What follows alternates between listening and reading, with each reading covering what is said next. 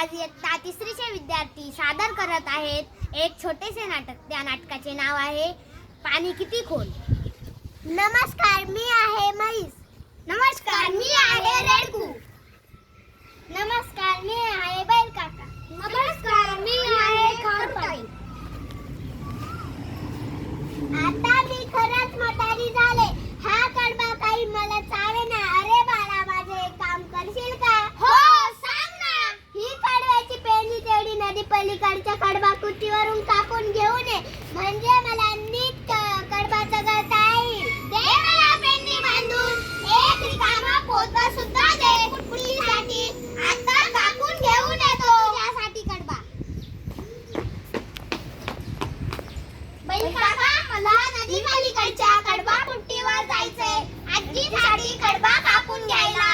पण मी जाऊ शकेल का? मला भीती वाटते. अरे काळजी नको करू गुडघे कत्तल पाणी आहे, तू आरामात जाशील.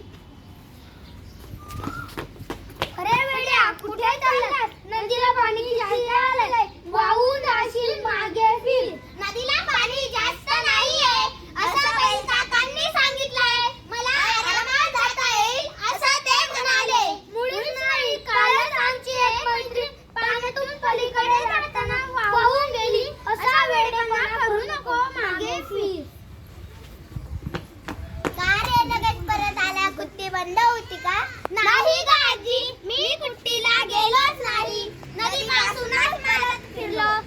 नदीला पाणी जास्त आलंय. अरे असं कसं होईल? सकाळीच गाडं दादा नदी पार करून आला, त्याच्या पोटापर्यंत सुद्धा पाणी होतं असं तो म्हणत होता.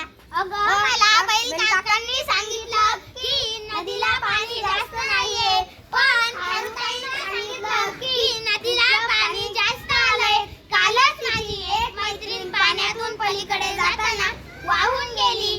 मग मी घाबरलो आणि परत फिरलो. अरे नीट विचार कर. बैल काका किती उंच आहे आणि खारुताई किती मोठी आणि छोटी आहे. मग तिला पाणी जास्त वाटणारच ना. खारुताईपेक्षा तू मोठा आणि उंच आहे, मग तुला घाबरायचं काय कारण? आलं माझ्या लक्षात. आता कापून घेऊन येतो तुझ्यासाठी कडबा. धन्यवाद. छान.